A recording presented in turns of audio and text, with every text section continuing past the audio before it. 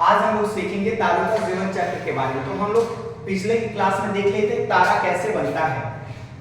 हम एक बार उसको फिर से दोहरा देते हैं। तो तारा जो होता है हाइड्रोजन से हीलियम में संलयन होने से तारा बनता है। ये चीज हम बता दिए थे आप लोगों को। और तारा बनने से पहले वो गैसों का एक बादल होता है और वो पास पास ग्रेविटी के कारण आ जाता है, जिसे हम लोग नेबुला या हिंदी में निहारिका कहते हैं। और निहारिका बनने के बाद उसमें हाइड्रोजन का हीलियम में संलयन होता है और बनने से उस एक जलता हुआ चमकता हुआ पदार्थ पैदा होता है, जिसे हम लोग तारा कहते हैं। क्या कहते हैं? तारा। क्या बन गया ये? तारा। तारा बनने के बाद एक जो हाइड्रोजन से हीलियम की परिक्रमा है, जो संलयन है, एक ग्रेविटी के कारण होता है। और एक ग्रेविटी हमेशा गुरुत्वाकर्षण चलता रहता है। इससे क्या होता है कि जब घूर्णन शक्ति से एक हमेशा चलते रहते हैं, हमारे गैसेस संचार करते हैं, तो एक समय ऐसा आता है कि हमारे तारे के अंदर का हाइड्रोजन गैस खत्म होने लगती है। और जब गैस खत्म होने लगती है तो तारे का आकार साइज में बड़ा होने लगता है और अंततः तारा ठंडा होने लगता है। और जब तारा ठंडा होता है और साइज में बड़ा होता है तो इसे हम लोग लाल दानव का नाम देते हैं। किसका नाम देते हैं? लाल दानव का। और ये तारा भी हमारा रेड कलर का दिखाई देने लगता है, जिसे इंग्लिश में रेड जायंट के नाम से जानते हैं। किसके नाम से जानते हैं? रेड जायंट के नाम से। तो तारा बनने से पहले क्या होता है? गैसों का गोला। और एक ग्रेविटी के कारण पास पास आने से क्या बन जाते हैं? निहारिका, जिसे नेबुला कहते हैं। और नेबुला बनते ही इसमें जब पास पास हो जाते हैं गैस, तो हाइड्रोजन का हीलियम में संलयन होता है, जिससे एक चमकता हुआ पदार्थ तैयार होता है, जिसे हम लोग क्या कहते हैं? तारा। अब तारा जो होता है, इसके अंदर के जब हाइड्रोजन गैस खत्म होने लगती है तारा के, तो क्या तैयार होता है? एक बुझा हुआ अर्थात हल्का, इसके अंदर का जब गैस खत्म हो जाता है तारा का, तो ये क्या तैयार होता है? लाल दानव, जिसे क्या कहते हैं? रेड जायंट कहते हैं। अब ये रेड जायंट से ही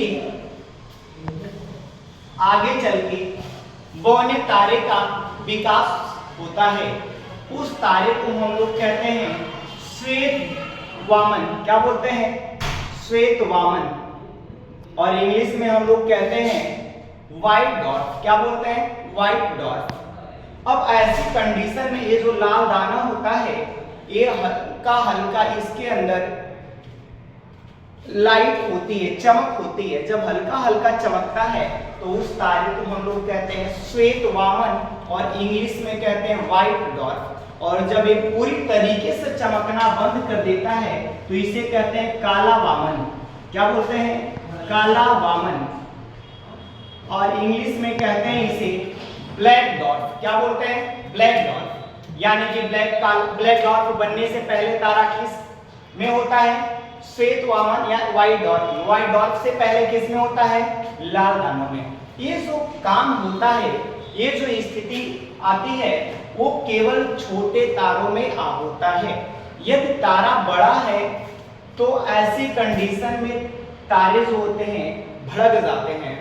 भड़कने की वजह से, भड़कने का रीजन बस इतना ही होता है कि जो हाइड्रोजन होता है और हीलियम होता है, वो तारे के अंदर से खत्म हुए होते हैं, और बाहर हाइड्रोजन का हीलियम में चलना, परिक्रमा करना, ये जारी रहता है। और धीरे धीरे बड़े तारों में हीलियम गैस जो होती है वो कार्बन में कन्वर्ट होने लगती है। और जब कार्बन में कन्वर्ट होती है तो तारा विस्फोट करता है, जिसे हम लोग इंग्लिश में सुपरनोवा कहते हैं। क्या कहते हैं? सुपरनोवा। हिंदी में उसे अभिनव तारा कहते हैं या फिर विस्फोट तारा के नाम से जानते हैं। ये जो अभिनव तारा होता है, ये विस्फोट होने पर तैयार होता है, जिसे विस्फोटक तारा या इंग्लिश में सुपरनोवा कहते हैं। अब यही तारा आगे चल के फिर विस्फोट होता है तो अलग अलग तरीके से तारा बनते हैं। पहला जो बनता है उसे हम लोग कहते हैं न्यूट्रॉन तारा, दूसरे को कहते हैं क्वेसर तारा और तीसरे को कहते हैं पल्सर तारा। तो इस तरह के तमाम तारे बनते हैं। ऐसा तारा जो अभिनव तारा के विस्फोट होने के बाद थोड़ा बड़ा साइज में तैयार होता है, बड़ा आकार लेता है, वो न्यूट्रॉन तारा बनता है। और जो चमकने का जिसमें गुण होता है उसे पल्सर तारा कहते हैं, और जिसमें चुंबकीय का गुण होता है उसे क्वेसर तारा कहते हैं। क्या कहते हैं? क्वेसर तारा। और एक ऐसी कंडीशन आती है कि जो न्यूट्रॉन होता है, न्यूट्रॉन तारा होता है, ये काफी सघन हो जाता है और इसका घनत्व तो इतना बढ़ जाता है कि इसके पास से कोई भी प्रकाश पलायन नहीं कर पाता, अर्थात आर पार नहीं हो पाता है। तो ऐसी कंडीशन में इसे ब्लैक होल के नाम से जानते हैं। किसके नाम से जानते हैं? ब्लैक होल के नाम से जानते हैं। अर्थात ब्लैक होल कब बनता है? जब न्यूट्रॉन तारा बिल्कुल इतना सघन हो जाए कि उसका घनत्व तो इतना बढ़ जाए कि कोई भी प्रकाश उसके आसपास से पलायन नहीं कर पाए, तो क्या बन जाता है? Black hole. तो हमें बताइए कि हमारा सूर्य क्या आगे चल के क्या बनेगा? श्वेत वामन की अभिनव तारा। इसी चीज को बता, ये चीज हमारी फाइनल नहीं हो पा रही थी कि हमारा क्या सूर्य भी श्वेत वामन बनेगा या अभिनव तारा बनेगा। इस चीज को या फिर कौन से तारे श्वेत वामन बनेंगे, कौन से तारे अभिनव तारे होंगे। हम कहें कि अगर छोटा तारा होगा तो श्वेत वामन बनेगा, बड़ा तारा होगा तो अभिनव तारा बनेगा। अब इसमें कितने से छोटा होगा तो श्वेत वामन बनेगा, कितने से बड़ा होगा तो अभिनव तारा बनेगा। तो इसके लिए एक वैज्ञानिक थे विलियम एंडरसन और ई.सी. स्टोनर, ये दोनों वैज्ञानिक पहली बार 1930 में एक आकलन लगाए। वो आकलन मान्य नहीं हुआ तो फिर हमारे भारत के खगोल शास्त्रीय भौतिकीय सुब्रमण्यम चंद्रशेखर जी ने, उन्होंने बताया कि यदि हमारे सूर्य के द्रव्यमान से 1.5 गुना किसी तारे का द्रव्यमान होगा या उससे ज्यादा होगा तो वो आगे चल के विस्फोटक तारा अर्थात अभिनव तारा बनेगा। और यदि किसी भी तारे का द्रव्यमान 1.5 गुना से कम, सूर्य के 1.5 गुना से कम द्रव्यमान होगा तो वो आगे चल के श्वेत वामन बनेगा। यानी 1.5 गुना के लिए उन्होंने एक पॉइंट बनाई जिसे हम लोग कहते हैं 1.44 यानी कि 1.44 से यदि किसी तारे का द्रव्यमान कम होगा तो वो श्वेत वामन बनेगा या उसके। तो यह 1.44 को कुछ ऐसे बताया गया है कि सूर्य का द्रव्यमान इंटू 1.44, सूर्य का द्रव्यमान इंटू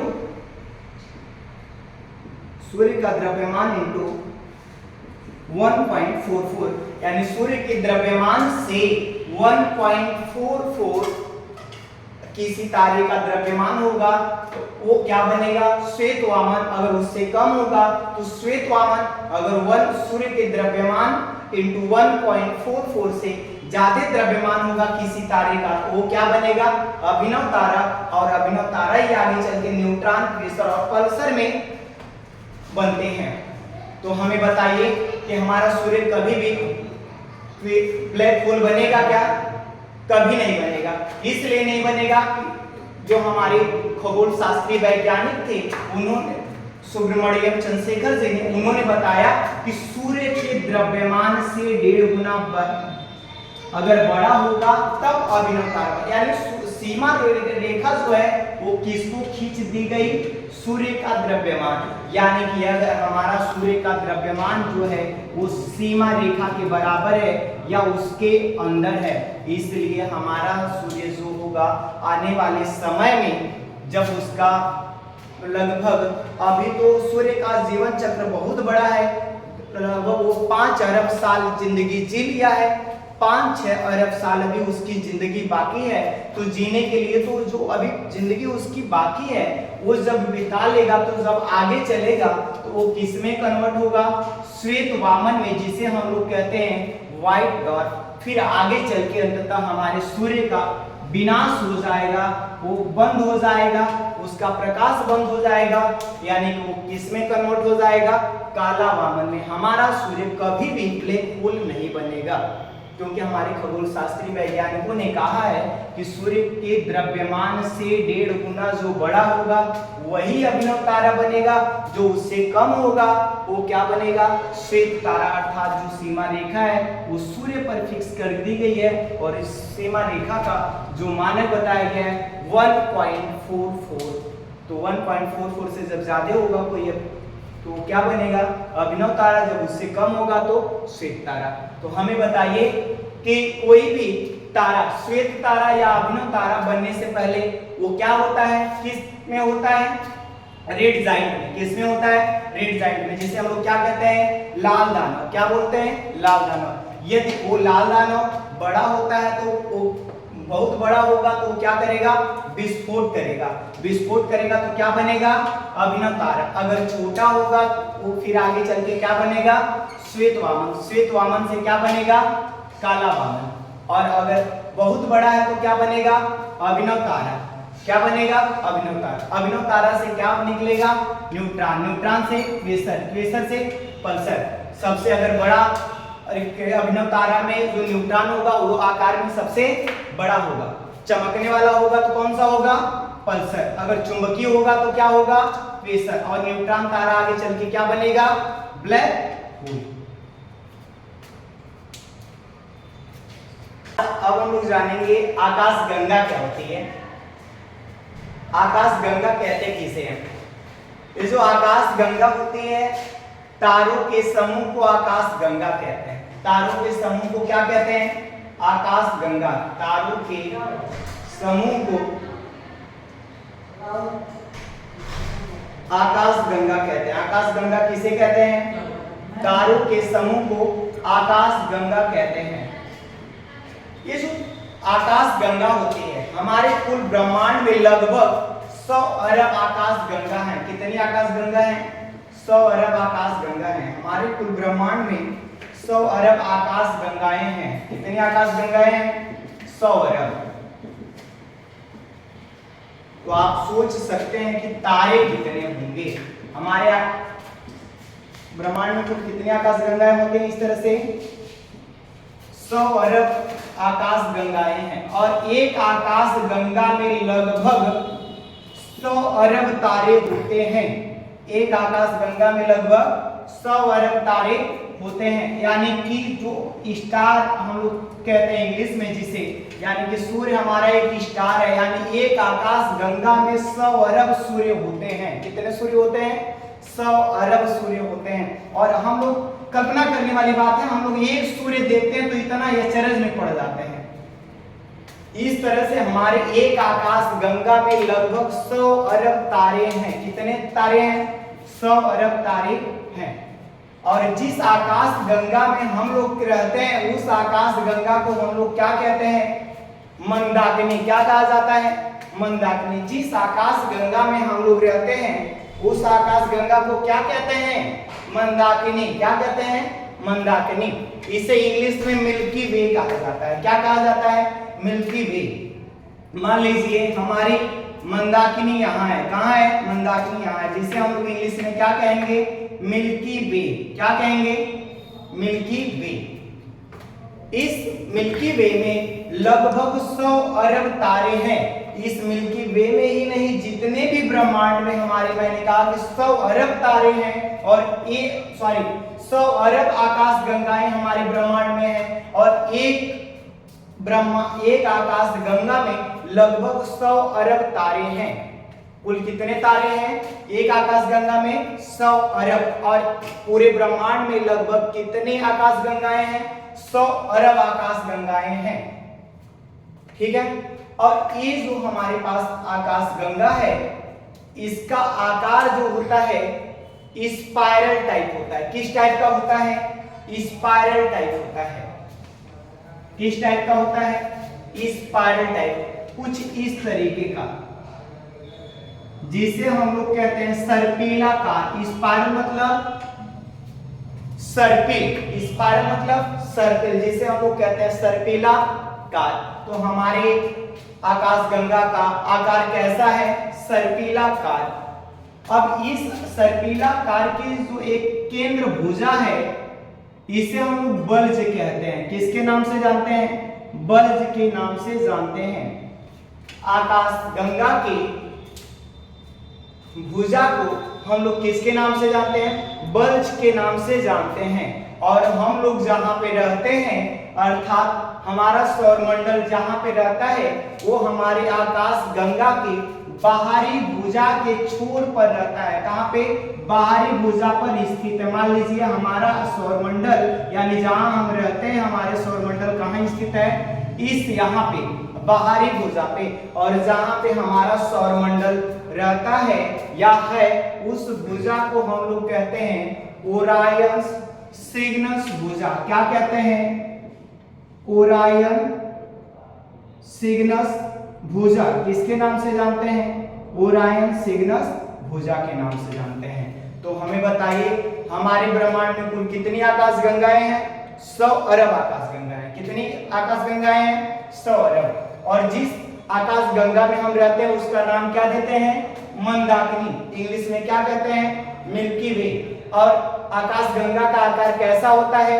सर्पिलकार। कैसा होता है? सर्पिलाकार, जिसे इंग्लिश में हम लोग क्या कहते हैं? स्पाइरल।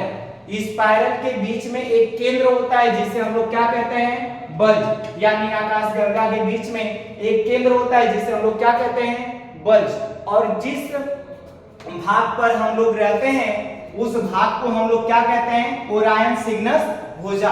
और हम लोग जो भाग आकाशगंगा पे जिस भाग में रहते हैं उस भाग वो हम लोग बाहरी छोर पर आकाशगंगा के बाहरी भुजा पर स्थित एक किनारे पर रहते हैं। और यही हमारा सौरमंडल है जिसे हम लोग कहते हैं ओरायन सिग्नस भुजा। अर्थात जिस भुजा पर हम लोग रहते हैं हमारा सौरमंडल है उस भुजा का नाम क्या है? ओरायन सिग्नस भुजा। ये जो हमारा ओरायन सिग्नस भुजा पर हमारा यहाँ पर सौरमंडल रहता है, हमारे आकाशगंगा के बाहरी भाग के एक भुजा पर हम लोग रहते हैं यानी हमारा सौरमंडल रहता है जिसे हम लोग कहते हैं ओरायन सिग्नस भुजा। और हमारा सौरमंडल हमारे आकाशगंगा का परिक्रमा करता रहता है। यह परिक्रमा जो करता है एक परिक्रमा पूरा करने में लगभग 25 करोड़ वर्ष लगाता है। क्या लगाता है? 25 करोड़ वर्ष लगता है। एक पूरी परिक्रमा हमारी आकाशगंगा का सौरमंडल 25 करोड़ वर्ष में पूरा करता है जिसे हम लोग ब्रह्मांड वर्ष कहते हैं। किसके नाम से जानते हैं? ब्रह्मांड वर्ष के नाम से जानते हैं। अर्थात कोई हमसे कहे ब्रह्मांड वर्ष किसे कहते हैं तो हम कहेंगे हमारा सौरमंडल अपनी आकाशगंगा की परिक्रमा करने में जो समय लगाता है उसे हम लोग ब्रह्मांड वर्ष कहते हैं। और वो समय कितना लगता है? 25 करोड़ वर्ष। कितना लगता है? 25 करोड़ वर्ष। यानी हमारा सौरमंडल अपनी आकाशगंगा का एक परिक्रमा पूरा करने में 25 करोड़ वर्ष लगाता है। अब हमें बताइए कि हम लोग जिस आकाशगंगा में रहते हैं उसका नाम क्या है? मंदाकिनी, जिसे इंग्लिश में क्या कहते हैं? मिल्की वे। इसे भारतीय ग्रंथों के हिसाब से बहुत पहले हम लोग क्षीर कहते थे। क्या कहते थे? क्षीर, जिसका अर्थ होता है दूध। और इंग्लिश में इसे कहते हैं गैलेक्सी। क्या कहते हैं? गैलेक्सी। और कुछ भाषाओं में इसे रायसीरी कहा जाता है। क्या कहा जाता है? रायसीरी। रायसीरी का भी मतलब क्या होता है? दूध। अब इस तरीके से हमारे मंदाकिनी का लोग तमाम नाम देते हैं, लेकिन अभी प्रचलन में हम लोग इसे क्या कहते हैं? मिल्की वे। क्या कहते हैं? मिल्की वे। और या हिंदी में क्या कहते हैं? मंदाकिनी। अब इस मंदाकिनी से जो सबसे नजदीकी हमारे पास आकाशगंगा है उस आकाशगंगा को हम लोग एंड्रोमेडा के नाम से जानते हैं। किसके नाम से जानते हैं? एंड्रोमेडा के नाम से जानते हैं। एंड्रोमेडा, जिसे हम लोग हिंदी में कहते हैं देवयानी। क्या कहते हैं? देवयानी, इसके नाम से जानते हैं। और सबसे छोटी आकाश गंगा का नाम है विल्मन वन। क्या नाम है? विल्मन वन। तो हमने कहा कि हमारे ब्रह्मांड में ढेर सारी आकाश गंगा है। जिस आकाश गंगा में हम लोग रहते हैं उस आकाश गंगा का नाम क्या है? मंदाकिनी, मिल्की वे। और जो उसके पास वाली है आकाश गंगा उसका नाम क्या है? एंड्रोमेडा, जिसे हिंदी में कहते हैं देवयानी। और जो सबसे छोटी आकाश गंगा है उसका नाम है विलियम वन। क्या नाम है? William one. और सबसे बड़ी आकाश गंगा का नाम है IC 1101। IC 1101 सबसे बड़ी आकाश गंगा का नाम है IC 1101। और सबसे छोटी आकाश गंगा का नाम है विलियम वन। और भी इस तरह के ढेर सारी आकाश गंगाएं हैं, जिसे एक नई नए शोध के हिसाब से एक नई आकाश गंगा बना है जिसका नाम है केनिस मेजर डॉर्फ। क्या नाम है? केनिस मेजर डॉर्फ। ये हमारे आकाश गंगा से लगभग 42,000 वर्ष दूरी पर स्थित है। 42,000 वर्ष दूरी पर स्थित है। और जो सबसे छोटी आकाश गंगा है जिसे हम लोग विल्मन वन कहते हैं, वह हमारे आकाश गंगा से 1.20 लाख प्रकाश वर्ष दूरी पर स्थित है। और जो हमारी देवयानी, जो हमारी मंदाकिनी से नजदीकी एक है जिसे हम लोग कहते हैं एंड्रोमेडा देवयानी, ये हमारे आकाश गंगा से लगभग 22 लाख प्रकाश वर्ष दूरी पर स्थित है। 22 लाख प्रकाश वर्ष दूरी पर स्थित है। और नए शोध से पता चला है कि एक हमारे पास और भी आकाश गंगा है जो करीबी है, जिसे हम लोग कहते हैं केनिस मेजर डॉर्फ। ये हमारी आकाश गंगा से 42,000 वर्ष दूरी पर स्थित है।